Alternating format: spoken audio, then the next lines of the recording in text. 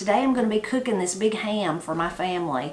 This is a smoked ham. It's a ham shank, and since it's smoked, that means it's actually fully cooked. I could slice it up right now and eat it, but I think it's much better when you cook it a little bit. Cook it in your oven, let all those juices get to going inside there where it's been wrapped up in the grocery store all this time. Now, the way that I like to do my hams, I actually learned from my mother-in-law, Miss Cindy. And back at Thanksgiving, Corey actually went and videoed her making the ham for our Thanksgiving meal, and we never did get around to showing you. So I'm going to insert that right now, her showing how to do the ham, and then while you're watching that, I'm going to be getting my ham ready for the oven. So I'm over here at Miss Cindy's this morning, on Thanksgiving morning. She always bakes us a ham, and this ham is so good. We're always so excited when she bakes one. She'll bake one for Thanksgiving and Christmas, and even when Katie and I were young, and me, Katie, and Mom would go out to her house when she still lived in Black Mountain, and we just loved it. She would bake ham then, and we would eat ham and potato salad and bread and go thrift shopping, and those were just some of my fondest memories. We had such a good time, so we love this ham for sure. And a lot of people will do a glazed ham. This is actually not a glazed ham. Glazed hams are fine, but we've just always preferred a ham like this instead. So where did you learn how to do the ham like this? You've done it for years and years. I'm not sure. Probably from my dad. Yeah. Because he was the cook. My mother was never much of a cook. He did most of the cooking? He did a lot of the cooking. He was a good cook. He liked to cook. And it's his dressing recipe that we use. Yes. Yeah, and his potato salad recipe, right? Well, it all comes from him. Comes from him. We didn't make potato salad for Thanksgiving this year, but we do make it on other occasions, especially at Christmas. And so then what cut of meat is this? Is there anything special about this kind of ham? No, it's just a half a ham, and you can get either half. It doesn't matter. And you just can find it kind of at a local grocery store? store? Any grocery store. Does it come with a glaze? No, it does not. So this one doesn't even come with a glaze? And I never even consider putting a glaze on one because it just interferes with the flavor. If you've got a decent ham, you don't need it. I've already started. So what have you done here so far? I cut off the skin of my half of a ham. Okay. And I'm ready to put it in the pan and put it in the oven and bake it for a little while. So how long? I bake it with the fat side up. Okay. There's fat on one side, but not on the other. And you want the fat side up, and it'll crisp a little bit on the outside. Okay. Do you put any water or anything in with it? Water in the pan, about 1.5 inches. Anything else on it? No, I don't put anything on it. You can put things on it, but I like just ham without anything on it. You can put glazes with brown sugar and yada yada, but I don't do it. I just bake it. My pan that I cook it in is a very small pan. For many years, I had a large one that had been my father's, and I used it, and I used it, and I used it, and one year it started to leak. Uh-oh. And it got the tiniest little hole, and so the juice would leak out.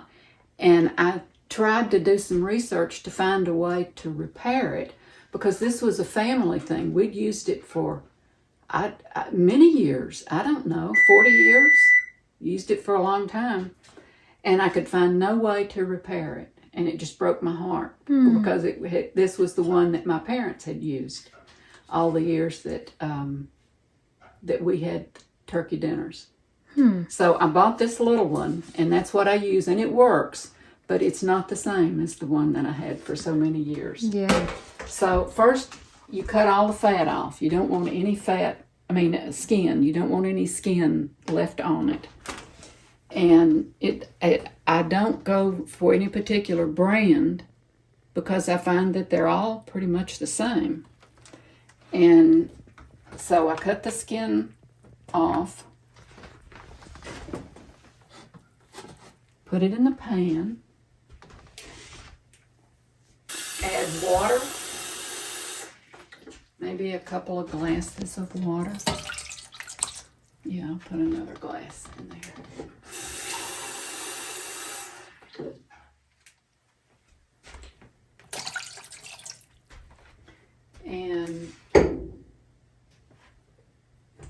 And then I'm going to have to get some aluminum foil because my lid is not deep enough for it. Oh, I see. So if you want to back up a little, I'll get Some foil. There isn't anything really much simpler than cooking a ham. I folded the two pieces together. It's got 2 cups of water. The water keeps it moist. It keeps it from drying out as it cooks. And this foil on it also keeps it from drying out. Okay, and I'm ready to put it in the oven.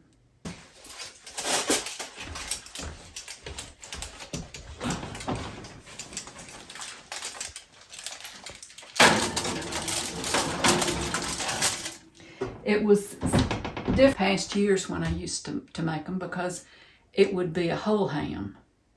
And you've got to have the big pan and it takes a lot longer to cook. Yeah. And I will cook this, I don't know, 1.5 hours, 2 hours. And what degrees is it on? It's on 350. All right. And at the end, I'll take the foil off and be sure that what fat is on there kind of crisps up. Let it brown some. Mm-hmm. It's really very simple. It looks like a big deal, but it's not. Well, thank you for showing us how to make your delicious ham. You're welcome. So I hope you enjoyed visiting with Miss Cindy just a little bit.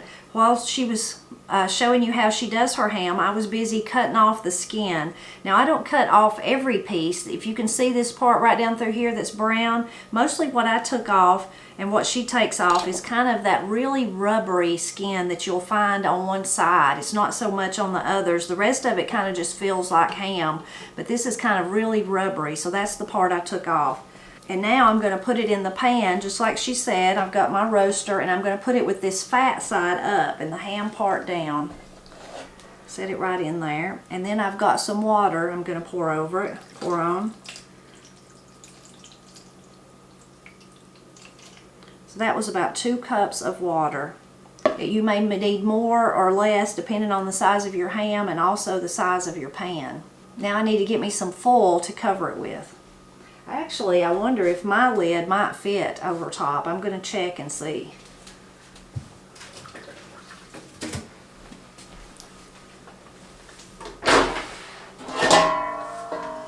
I think my pan's a little bit larger than Miss Cindy's, and yes, my pan fits perfectly, so I'm gonna use the lid instead of using the tin foil. But if you do need to use aluminum foil, tin foil I call it, you can do like Miss Cindy did and cover it and really make it tight around the edges. Now I'm going to put it in the oven and bake it.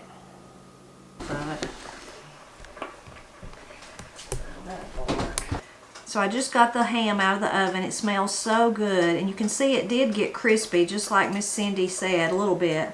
And you can see that a lot of the juices come out, so there's more liquid in the bottom than I added.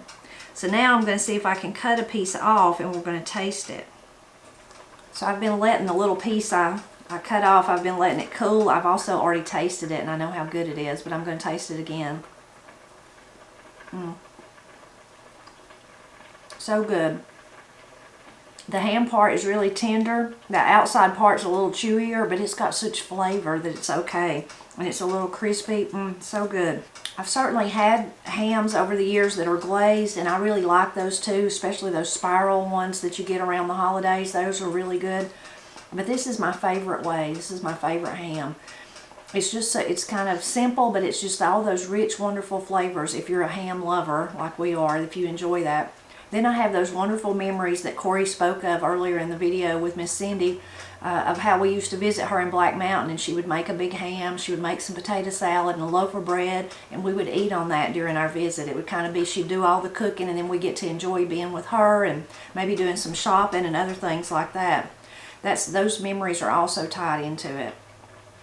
The same way today, if I get to have a ham like this, I love it because it's wonderful, but also because we get to enjoy it for several days.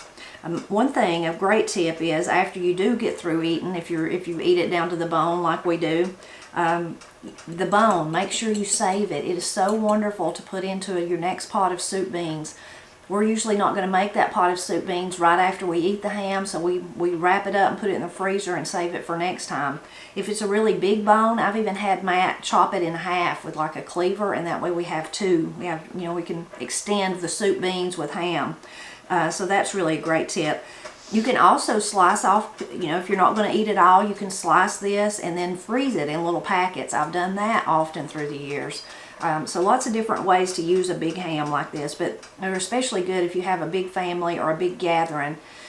Tonight, me and Corey and Katie and Matt and Austin will enjoy this. Corey made potato salad for me earlier in the day. I've got some green beans from our garden. They're going over here that we canned last summer. I'm going to make some rolls, so it's going to be a real feast, and we're going to get to enjoy it over the coming days. So I hope you enjoyed seeing how we make our ham, seeing Miss Cindy, meeting her, and getting to see how she makes this wonderful ham for us. Every Christmas, every Thanksgiving, that's kind of, we know, our whole family knows Miss Cindy will bring the ham because she does such a good job on it. As always, I hope you'll continue to drop back by often and help me celebrate Appalachia. Now that Matt's home from work, I'm going to get him to slice up the ham so that we can enjoy it.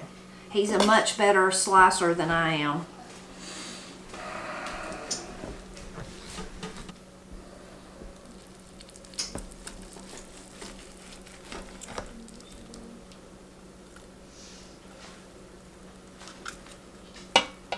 Even though I cooked it fat side up like Miss Cindy says to do, Matt flipped it up onto its side so that he could cut through the bottom part. You could do it either way, I'm sure. You just might have to cut through some of the fat before you got started on the meat. But I guess that bone kind of makes a natural place to slice, doesn't it?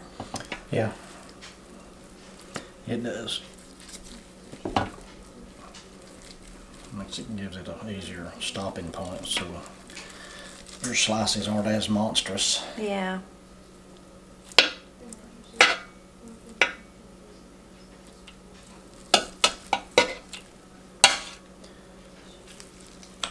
Although great big slices of ham is not a bad thing. No, it's not a bad thing. What kind of knife are you using, just for anybody that's interested? I think it's a new knife Matt's picked up. It is a Victorinox boning knife. And so far it works really well. And somebody told us about it, didn't they? I saw it on another YouTube video, a fella cutting up a deer with it, and I like the looks of it, and then now that I've got it, I really like it. I like the feel of it. Very sharp, though. Yeah, it's sharp, and it's not very expensive. It's a good knife. I've noticed since then that they make multiple different other ones shaped differently, that I might end up needing some of those too. Okay.